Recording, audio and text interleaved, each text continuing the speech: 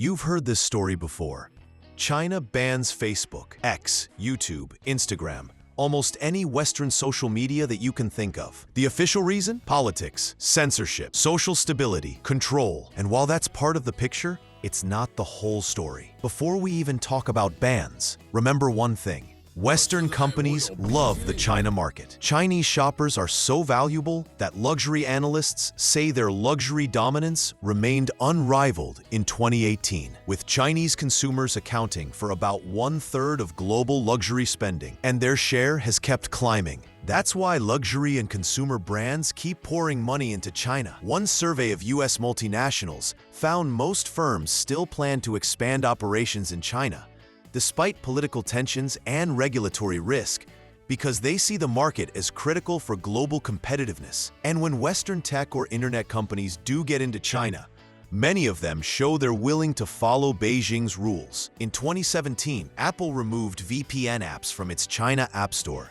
in order to comply with Chinese censorship law, making it harder for people to bypass the Great Firewall. Apple also pulled the New York Times app from the Chinese App Store for violation of local regulations, and agreed to store Chinese users' iCloud data on servers run by a state-linked partner in Guizhou.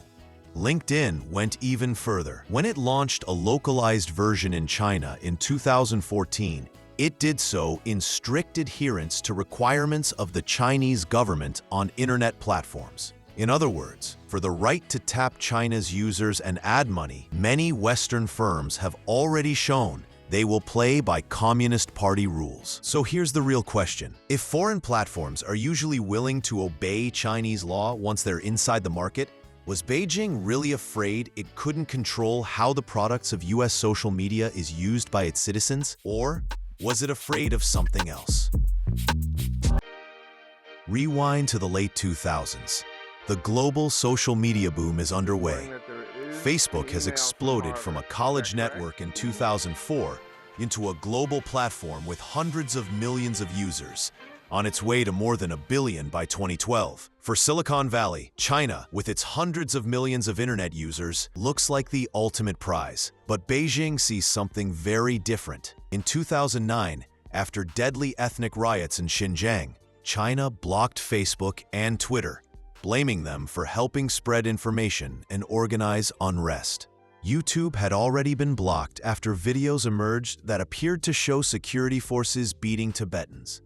Over time, more and more foreign platforms joined the blacklist. Google's search engine left China in 2010 after a dispute over censorship and cyber attacks. Later, many of its services were blocked under the same system.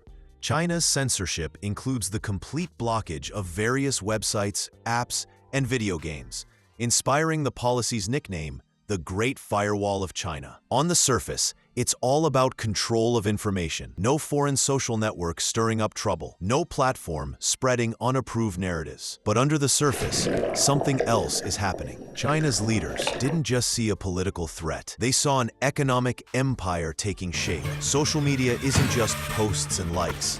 It's data. It's advertising revenue. It's behavioral influence. By the late 2000s, Facebook, Google, and Twitter were quietly becoming global infrastructure for attention and commerce. Advertising dollars, purchase data, and user behavior were increasingly routed through American platforms. For Beijing, letting US platforms dominate Chinese attention would have meant this: billions of Chinese users plus US social media equaled data and ad money flowing to America. No. One political scientist, Ian Bremmer, describes this world as a split into competing technospheres. He notes that China and the United States are building two distinct online ecosystems.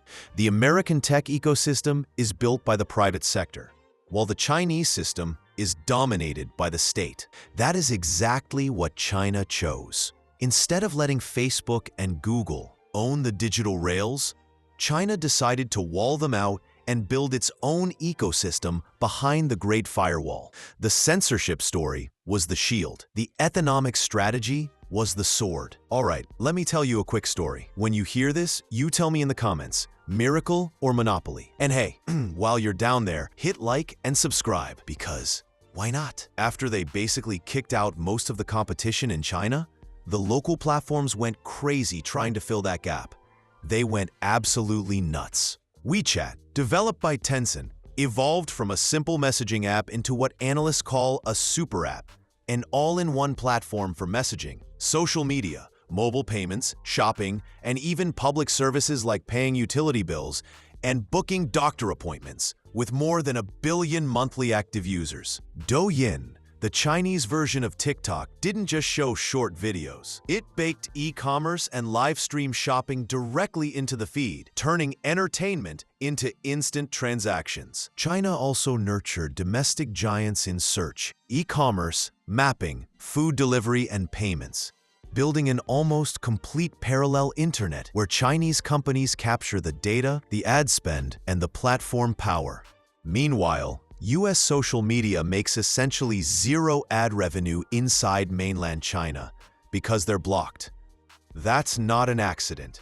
It's industrial policy. By now, it's pretty clear. Western brands are happy to do a bit of CCP duty, follow censorship rules, local data laws, whatever it takes, just to stay invited to the big China party. China's middle and upper classes are some of the world's most generous spenders, and global companies know it. So do you really think Beijing's biggest fear was not being able to control what shows up on Facebook or Twitter? Or was it more worried about who owns the rails, who controls the data, the ad systems, the digital payments, the cloud, the AI? Because in the long run, those rails are where the real power and the real profits sit. In Scenario A, US social media dominates the Chinese market. Chinese users' attention flows through US apps. Ad budgets from Chinese brands go to US platforms. The most valuable consumer data in the world sits on American servers. Yes, China could demand some moderation and local compliance, but the core economic gravity, the platform ownership, would still be American. In Scenario B, the one we actually live in, China blocks US social media early, then backs its own tech champions. Result: Tencent, ByteDance, Alibaba, and others become giants, not just domestically, but globally.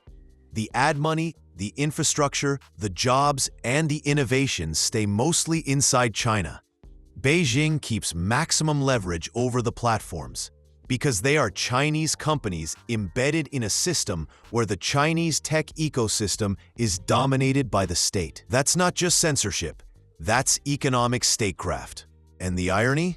The very companies that did get through the wall, Apple, Microsoft, LinkedIn, some cloud and enterprise players, have largely proven Beijing's point. If you dangle enough market access, Western firms will often self-censor, localize data, and follow Chinese Communist Party rules to stay in the game. In other words, China didn't ban US social media because it couldn't control Western corporations. It banned them because it didn't want to build its digital future on someone else's empire. So the next time you hear China blocks everything to censor everything, remember the other half of the story. Yes, there was fear of unrest, of viral videos, of protests organizing online. But there was also a cold, strategic calculation. Keep foreign platforms out. Build domestic giants behind a digital wall. Turn a country of 1.4 billion people into an internet ecosystem where Chinese companies, not American ones, own the data, the ads, and the algorithms. They weren't just afraid of Mark Zuckerberg's ideas. They were afraid of his balance sheet. So they decided to write their own. And if you want more breakdowns of how money, power, and tech really work behind the headlines, stick around. Hit subscribe, maybe drop a like, and I'll see you in the next one. Peace.